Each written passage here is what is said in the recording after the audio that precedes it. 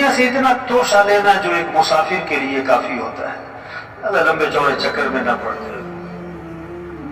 تو زور غلط جگہ لگایا تھا اس میں، کیا کھانوں پر، دوسرا کپڑوں پر، تیسرا زور لگ گیا کس پر؟ تعمیرات پر، مکانوں پر. آپ صلی اللہ علیہ وسلم نے فرمایا کہ جب آدمی کے مال میں برکت نہیں رہا کرتی تو تعمیرات پر لگا کرتا. اذا لم يبارك في مال العبد يجعله في الماء والطين، جب برکت نہیں تو تعمیرات پہ مال لگتا ہے. قیامت کی نشانی بتائی، یتطاولون فی البنیان، اونچی اونچی عمارتیں، بڑے بڑے پلازے، کہ یہ قیامت کی نشانی. ایک صحابی نے ذرا اونچا مکان بنا لیا، حضور صلی اللہ علیہ وسلم نے ان کے سلام کا جواب نہیں دیا. فرمایا یہ کس کا ہے، یہ مکان کس کا ہے؟ کہ جی فلاں کا ہے. آپ خاموش ہو گئے. اور حدیث کے الفاظ ہیں فَحَمَلَهَا فِي نَفْسِهِ، لیکن آپ نے اس بات کو اپنے دل میں رکھا کہ اچھا ایسے مکان بنانے شروع کیے. کچھ دنوں بعد وہ صاحب خانہ حاضر خدمت ہوئے، آپ کو سلام کیا، فَأَعْرَضَ عَنْهُ، آپ نے اعراض فرمایا. پھر سلام کیا، پھر اعراض فرمایا. صحابہ سے پوچھا حضور میرے سلام کا جواب نہیں دے رہے. بتایا کہ تمہارے گھر کے پاس سے گزرے تھے، پوچھ رہے تھے کس کا ہے. سمجھ گئے کہ اللہ کے نبی کو میرا گھر پسند نہیں آیا. فَهَدَمَهَا حَتَّى سَوَّاهَا بِالْأَرْضِ، گرا دیا حتیٰ کہ زمین کے برابر کر دی. دوبارہ آپ کا گزر ہوا. فرمایا مَا فَعَلَتِ الْقُبَّةُ، وہ قبہ نما مکان تھا کیا بنا؟ تو صحابہ نے آپ کو ساری بات سنائی. اس پر آپ نے فرمایا كُلَّ بِنَاءٍ وَبَالٌ عَلَى صَاحِبِهِ إِلَّا مَالًا، ہر تعمیر کرنے والے پر وبال کا باعث بنے گی سوائے اس تعمیر کے جو ضرورت کی ہو، سوائے اس تعمیر کے جو ضرورت کی ہو. تو زور غلط جگہ لگ گیا نا، کھانوں پر، کپڑوں پر، مکان پر. اور چوتھا زور لگ گیا شادیوں پر. کس پر زور لگا ہے؟ 2 سال تیاری، 3 سال تیاری. یہ بھی ہونا چاہیے. شادی کے موقع پہ فہرست بناتے ہیں لوگ، یہ بھی کرنا ہے، یہ بھی کرنا ہے، یہ بھی ہونا ہے، یوں بھی کرنا ہے، وہ بھی کرنا ہے. ان سے پوچھو کہ یہ سب کچھ کیوں کرنا ہے؟ ان کا جواب پتہ کیا ہوتا ہے؟ کہ یہ سب کچھ کرنا پڑتا ہے. یہ جواب ہے، نہ گزر نہ پاؤ. ان سے پوچھو یہ سب کچھ کیوں کرنا پڑتا ہے، تو اس کا بہت خوبصورت جواب دیتے ہیں آپ کو پتہ نہیں ہے کرنا پڑتا ہے. آپ کو پتہ نہیں ہے کرنا پڑتا ہے. شریعت کا مزاج شادی سادی، سستی، آسان، جلدی. اللہ کے نبی نے فرمایا برکت والا نکاح وہ ہے جس میں کم سے کم مشقت ہو، کم سے کم خرچ ہو. شادی میں 2 چیزیں، نکاح اور ولیمہ. نکاح کے لیے بہتر ہے مسجد میں ہو، اور ولیمہ حضور صلی اللہ علیہ وسلم کا ہوا، آپ نے صحابہ کو کھجوریں کھلائیں اور ولیمہ ہو گیا. اور ایک ولیمہ اللہ کے نبی کا تھا، آپ نے سارے مدینہ منورہ کو کھانا کھلایا.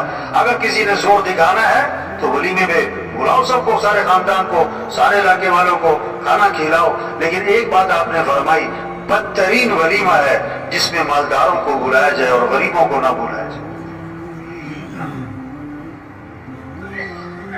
زور غلط جگہ لگ گیا شادیوں پر. 5واں زور لگ گیا کس پر؟ سواریوں پر. 5واں زور سواری پر لگ گیا. صحابہ کا ایک سفر ایسا تھا پاؤں میں جوتا بھی نہ تھا، ننگے پاؤں. یعنی پورا لشکر کے اکثر لوگ پاؤں ننگے پاؤں، اور وہاں پرسوں کی سڑکیں بنی ہوئی تھی، ایسا پتھریلی زمین، پاؤں زخمی ہو رہے تھے تو کپڑے پھاڑ پاؤں پہ لپیٹے. اس کا نام بنا غزوہ ذات الرقاع. تبلیغ کیا ہے، اجتماع کس لیے بھائی؟ ہم اپنی حیثیت کو پہچانیں، اپنے کام کو، ذمہ داری کو، زندگی کے مقصد کو، صلاحیت کہاں لگانی ہے. یہ 5 ضرورتیں ہیں، اس کو سادگی پر لائیں. کھانا، لباس، مکان، شادی، سواری، بقدر ضرورت. اصل جو زور لگے ہمارا، صلاحیت لگے وہ کس پر؟ اللہ کا دین دنیا میں چمک جائے، اللہ کا کلمہ بلند ہو جائے، سارے انسانوں کو ہدایت مل جائے. ہم مسلمان ہیں، مسلمان. اور اسلام چمکے گا تو مسلمان چمکے گا. اسلام کو عزت ملے گی تو مسلمان کو عزت ملے گی. ہم دکاندار بعد میں، زمیندار بعد میں، افسر بعد میں، وکیل جج بعد میں، ایس پی صاحب ایم پی اے صاحب بعد میں. پہلے ہم مسلمان ہیں. اور وزیر اعظم ہونا بڑی بات نہیں ہے، مسلمان ہونا مسلمان ہونا یہ بڑی بات ہے.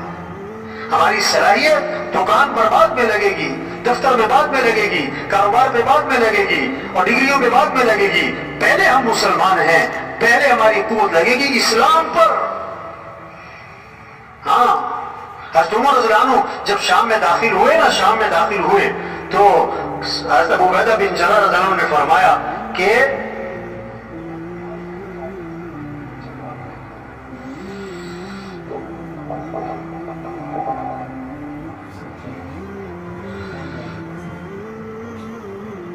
حضرت عمر رضی اللہ عنہ کو ابو عبیدہ بن جراح رضی اللہ عنہ عرض کیا ذرا سواری بدل لے، کپڑے بدل لے، کہ لوگ آپ کے استقبال میں کھڑے، سواری بدلے، کپڑے بدلے. ایک ہاتھ مارا ابو عبیدہ بن جراح رضی اللہ عنہ کے، یہ تم نے کیا بات کی ہے، یہ کیا بات کی ہے؟ کپڑوں سے حیثیت ہے، ہماری عزت کپڑوں سے ہے، ہماری عزت سواریوں سے ہے. کیسا خوبصورت ایک جملہ فرمایا، اعزنا اللہ بالاسلام، اللہ نے ہمیں جو عزت دی ہے وہ تو اسلام کی وجہ سے، کپڑوں سے نہیں ہے. اور اگر ہم اسلام کو چھوڑیں گے، یہ جملہ سمجھنے کا ہے، سمجھانے کا ہے، یہ بات سمجھنے کی ہے، سمجھانے کی ہے. اگر ہم اسلام کو چھوڑیں گے اللہ ہمیں ویسے ہی ذلیل کرے گا جیسے ہم پہلے ذلیل تھے.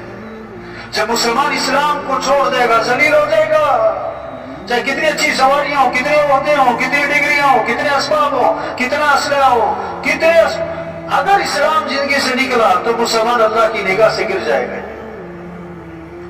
اسلام چمک جائے. مولانا اکثر رحمۃ اللہ کے بارے میں سنا، تشکیل فرما رہے تھے تو ایک بوڑھے میواتی، ایسے ان پڑھ سیدھے سادے میواتیوں میں ایسی دینی سمجھ پیدا فرمائی، دینی شعور زندہ فرمایا. ایک میواتی، بوڑھا میواتی بیٹھا تھا، اس سے بولے گا، ارے تو مسلمانوں کی عزت چاہے کہ نہ چاہے، تو مسلمانوں کی عزت چاہے کہ نہ چاہے. میں نے کہا حضرت میں تو اسلام کی عزت چاہوں، میں تو اسلام کی عزت چاہوں، اسلام کو عزت ملے، اسلام چمک جائے. ہم مسلمان ہیں، ہماری صلاحیت لگے کس پر؟ اسلام کے چمکانے پر، اللہ کے کلمے کو بلند کرنے پر، دین کی سرفرازی پر، دین کی سربلندی پر. یہ جان، یہ مال، یہ وقت، یہ زندگی، یہ صحت، اس کا سب سے پہلا بڑا اہم مصرف اللہ کا دین دنیا میں چمک جائے، اللہ کا کلمہ دنیا میں بلند ہو جائے، سارے انسانوں کو ہدایت مل جائے. تو سب سے پہلی بات یہ سارا مجمع نیت کرے ہمیں اپنی صلاحیت دین کے پھیلانے پر لگانی ہے انشاءاللہ. ہاں، یہ جذبہ ہو، یہ عزم ہو. کہاں صلاحیت لگانی پکڑ کے؟ پیسہ کمانے پر، دکان بنانے پر، 1 سے 2 دکان، 2 سے 4 دکان، لاکھ سے کروڑ، کروڑ سے اس چکر میں زندگی لگا دی. توبہ توبہ توبہ، یہ ظلم ہوا. ظالم کی دعا قبول، ظالم کی دعا قبول نہیں ہوتی. آج امت ظلم پر ہے، جان غلط جگہ، مال غلط جگہ، قوت غلط جگہ، صلاحیت غلط جگہ لگ گئی. اس پر ہم اللہ سے معافی مانگیں. جو ہماری زندگی گزر گئی 30 سال، 40 سال، 50 سال، جو اللہ کے دین کے پھیلانے پر لگا تھی، اعلاء کلمت اللہ پر لگتی، اللہ کے دین کی سربلندی پر لگتی، وہ لگ گئی مال کمانے پر، خواہشات کے پورا کرنے پر. یہ ہم سے ظلم ہوا، اس پر ہم اللہ سے معافی مانگیں. اور جو بقیہ زندگی ہے اس کے بارے میں عزم کریں، اس کو دین کے پھیلانے پر لگائیں گے انشاءاللہ. جذبہ، عزم، نیت اندر سے اٹھے بات. اب کیا ہے؟ اچھا، تبلیغ کا کام بڑا آسان ہے، سب کر سکتے ہیں، غریب سے غریب، امیر سے امیر، ان پڑھ سے ان پڑھ، پڑھ لکھا، بڑے سے بڑا افسر، مزدور، ہمارا گدا ریڑھی والا، ہمارا بل مالک، ہمارا وزیر، ہمارا ایم پی، ہمارا ایم این اے، ہمارے ڈاکٹر، ہر مسلمان یہ کام کر سکتا ہے بھائی. ہاں، کیا کرنا ہے؟ پہلا کام کیا ہے؟ پہلا کام کیا ہے؟ یہ محنت ہے، یہ بات سمجھنا، یہ بات سمجھانا، اس کو بولنا، اس کو سننا، اس کو دلوں میں اتارنا کہ دنیا کے انسانوں، اس ساری کائنات کے نظام کو چلانے والا کون ہے؟ اللہ. سارے حالات کو بنانے والا کون ہے؟ اللہ.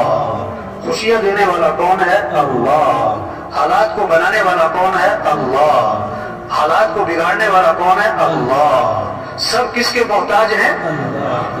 کس کے محتاج ہیں؟ اللہ کے. بولنے میں کس کے محتاج؟ اللہ. دیکھنے میں کس کے محتاج؟ سننے میں کس کے محتاج؟ کھانے میں چبانے میں کس کے محتاج؟ نگلنے میں کس کے محتاج؟ سانس لینے میں کس کے محتاج؟ پلک جھپکنے میں کس کے محتاج؟ دل دھڑکنے میں کس کے محتاج؟ ہر آن، ہر گھڑی، ہر حال، ہر وقت، ہر شخص کس کا محتاج ہے؟ اللہ کا. تو کس کو راضی کرنا ہے؟ اللہ کو. کس سے محبت کرنی؟ کس کی طرف رجوع کرنا ہے؟ اللہ کی طرف. یا ایھا الناس انتم الفقراء الی اللہ واللہ هو الغنی الحمید. اے لوگو تم سب کے سب فقیر ہو اور غنی کون ہے؟ اللہ. سب مخلوق اور خالق کون؟ اللہ. سب محکوم اور حاکم کون؟ اللہ. سب ضعیف ہیں، قوی کون؟ اللہ. سب عاجز ہیں، قادر کون؟ اللہ. کچھ نہ تھا کائنات میں اور کون تھا؟ اللہ. اور پھر کچھ نہ رہے گا، کون رہ جائے گا؟ اللہ. اول بھی کون؟ اللہ. آخر بھی